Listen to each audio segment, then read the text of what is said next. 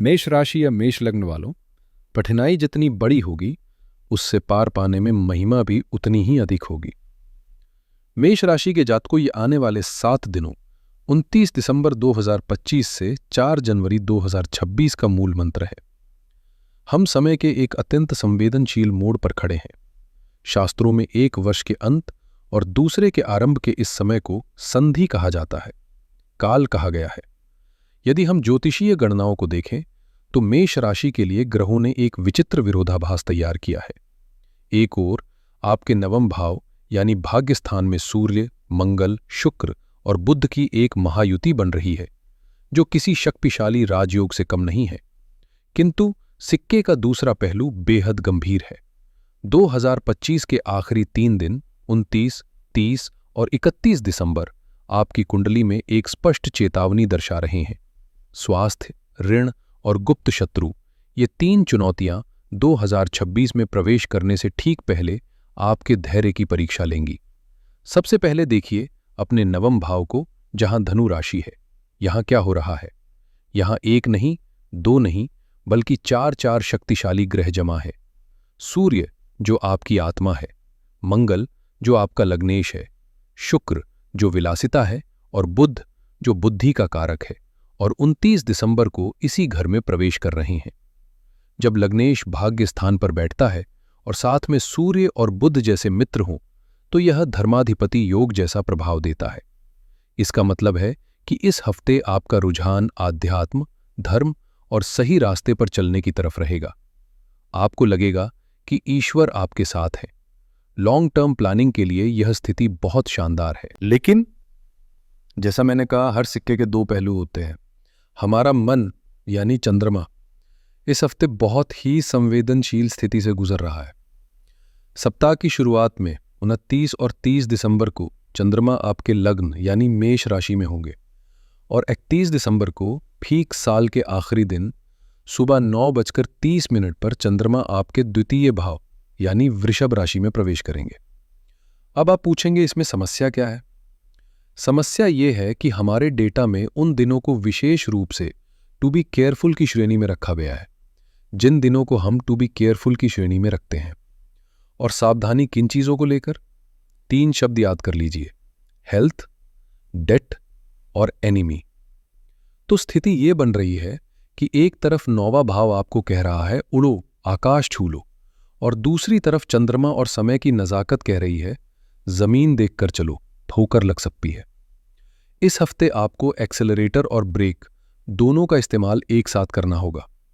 चलिए अब इस विश्लेषण को टुकड़ों में तोड़ते हैं और सबसे पहले बात करते हैं उस चीज की जो हम सबके लिए जरूरी है: करियर और पैसा। देखिए, 31 दिसंबर को चंद्रमा आपके धन भाव में जा रहे हैं। दूसरा भाव धन का होता है, संचित पूंजी का होता है, और उसी दिन कर्ज का वार्निंग साइन भी एक्टिव है। इसका ज्योतिषीय मतलब क्या है? इसका मतलब है कि साल के अंत में आप पर ओवर स्पेंडिंग का भारी दबाव होगा। हो सकता है आप दोस्तों के साथ हों, पार्टी में हों, और वहां दबाव में आकर आप वो खर्चा कर दें जो आपकी जेब अनुमति नहीं देती। डैब्ड का मतलब सिर्फ बैंक लोन नहीं होता। क्रेडिट कार्ड को स्वाइप करना भी डैब्ड है। अपनी सेविंग्स को तोड़ना भी एक तरह का नुकसान है। मेरी आपको सलाह है, 31 दिसंबर को अपना वॉलेट टाइट रखें। अगर आप जोश में आकर खर्चा करेंगे तो 2026 की शुरुआत फाइनेंशियल गिल्ट यानी आर्थिक पछतावे के साथ होगी। अगर आप शेयर बाजार, ट्रेडिंग या क्रिप्टो में पैसा लगाते हैं तो कान खोलकर सुनिए।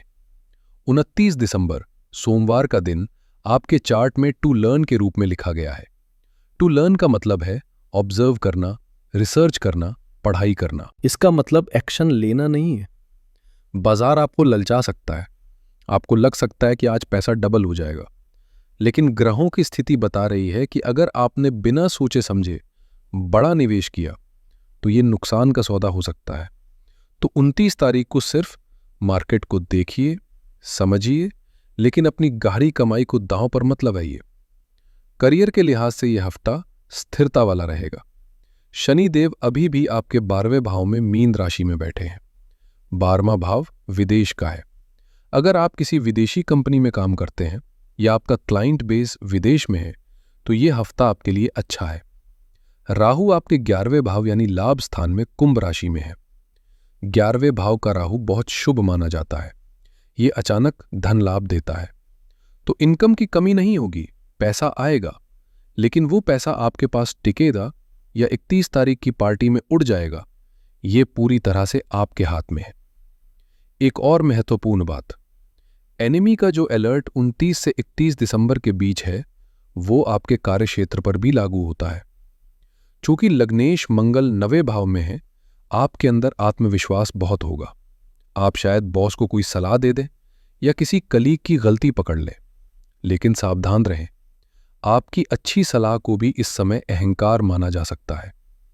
इस हफ्ते ऑफिस पॉलिटिक्स से कोसों दूर रहें। अगर कोई आपकी बुराई भी कर रहा है तो 29 से 31 दिसंबर के बीच प्रतिक्रिया न दें। बस अपना काम करें और घर जाएं। पैसा तो फिर भी कमा लिया जाएगा, लेकिन रिश्तों का क्या? मेष राशि वालों, अब जो मैं बताने जा रहा हूं, इसे बहुत ध्यान से सुनिएगा। 31 दिसंबर को न्यू ईयर ईव है। पूरी दुनिया जश्न मना रही होगी, लेकिन ज्योतिष क्या कह रहा है? उस दिन चंद्रमा आपके दूसरे भाव में प्रवेश करेंगे। दूसरा भाव सिर्फ धन का नहीं, वाणी का भी होता है, और उस दिन एनिमी का योग भी बन रहा है। जब वाणी के भाव में चंद्रमा हो और शत्रु का खतरा हो, तो इसका एक ही मतलब निकलता है, आपकी जुबान ही आपकी दुश्मन बन सकती है। कल्पना कीजिए, आप पार्टी में हैं, शायद आपने थोड़ी ड्रिंक कर ली है और किसी रिश्तेदार या पार्टनर ने कोई पुरानी बात छेड़ दी। मेष राशि वाले वैसे भी अग्नि तत्व के होते हैं। आपको गुस्सा जल्दी आता है। अगर आपने उस क्षण अपने गुस्से पर काबू नहीं किया, तो एक छोटी सी बात बहुत बड़े झगड़े में बदल सकती है। ये झगड़ा आपके पार्टनर के साथ हो सकता है या परिवार के किसी सदस्य के साथ, और साल के आखिरी दिन हुआ झगड़ा आपके पूरे नए साल के मूड को खराब कर सकता है। हालांकि अच्छी खबर यह है कि शुक्र आपके 9वें भाव में बैठे हैं। शुक्र प्रेम के कारक है और 9वां भाव धर्म और यात्रा का है। ये एक इशारा है कि अगर आप झगड़ों से बचना चाहते हैं तो अपनी न्यू ईयर सेलिब्रेशन को थोड़ा आध्यात्मिक या शांत बनाएं। क्लब या डिस्को में जाने के बजाय अगर आप अपने पार्टनर के साथ किसी शांत जगह, किसी हिल स्टेशन या किसी मंदिर में जाकर 2026 का स्वागत करेंगे, तो ये आपके रिश्ते को बहुत मजबूत बना देगा। परिवार की बात करें तो गुरु आपके तीसरे भाव में वक्री हैं और केतु 5वें भाव में है। वक्री गुरु कभी कभी भाई बहनों के साथ गलतफहमी पैदा करते हैं। हो सकता है आप कुछ अच्छा कहना चाहें, लेकिन वो उसका गलत मतलब निकाल लें। इसलिए इस हफ्ते विशेषकर 31 तारीख तक मौन को अपना हथियार बनाएं। जहां जरूरी हो वहीं बोले, जहां माफी मांगने से बात बनती हो वहां माफी मांग ले। अब मैं वीडियो के उस हिस्से पर आता हूं जो अक्सर अनदेखा कर दिया जाता है, लेकिन जो किसी भी घर की रीढ़ है। मेरी माताएं बहनें जो गृहिणियां हैं, यह विशेष संदेश आपके लिए है। मेष राशि की गृहिणियों के लिए यह हफ्ते का समय, खासकर साल का अंत, एक बहुत बड़ी परीक्षा जैसा हो सकता है। सबसे पहले समझिए कि ग्रहों की स्थिति क्या कह रही है। आपके लग्नेश मंगल 9वें भाव में है। मंगल ऊर्जा है। इसका मतलब है कि इस हफ्ते आपके अंदर काम करने का जोश बहुत होगा। आप चाहेंगी कि घर का हर कोना चमके, न्यू ईयर की पार्टी बेस्ट हो और खाना सबसे स्वादिष्ट बने। लेकिन यहां एक जाल है।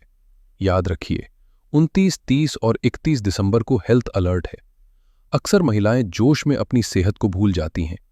मंगल आपको दौड़ता रहेगा, लेकिन शनि जो 12वें भाव में है, वो आपको अंदर से थका रहे हैं।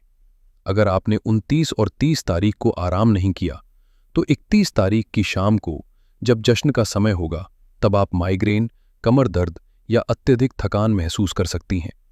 मेरी सलाह है कि सारा बोझ अपने कंधों पर न ले, काम को बांटना सीखें। दूसरी बात, 31 दिसंबर को चंद्रमा आपके धन भाव में जा रहे हैं और वहां डेट और एक्सपेंसेस का अलर्ट है। एक गृहिणी के तौर पर घर का बजट आप ही संभालती हैं। इस हफ्ते न्यू ईयर के उत्साह में बिना सोचे समझे खरीदारी का योग बन रहा है। हो सकता है आप घर की सजावट या मेहमानों के लिए महंगे तोहफे खरीदने में बजट से बाहर चली जाएं। ग्रह इशारा कर रहे हैं कि ये दिखावे का समय नहीं है। अगर आप बजट बिगाड़ेंगी तो जनवरी के महीने में आपको हाथ तंग रखना पड़ सकता है। और तीसरी बात, गुरु तीसरे भाव में वक्री हैं। 31 तारीख को वाणी के घर में चंद्रमा है, जहां एनिमी का अलर्ट है। न्यू ईयर पर घर में मेहमान आ सकते हैं। ननद भाभी या सास बहू के बीच की पुरानी बातें उठ सकती हैं। मेष राशि की महिलाओं को गुस्सा जल्दी आता है। ग्रह आपको चेतावनी दे रहे हैं।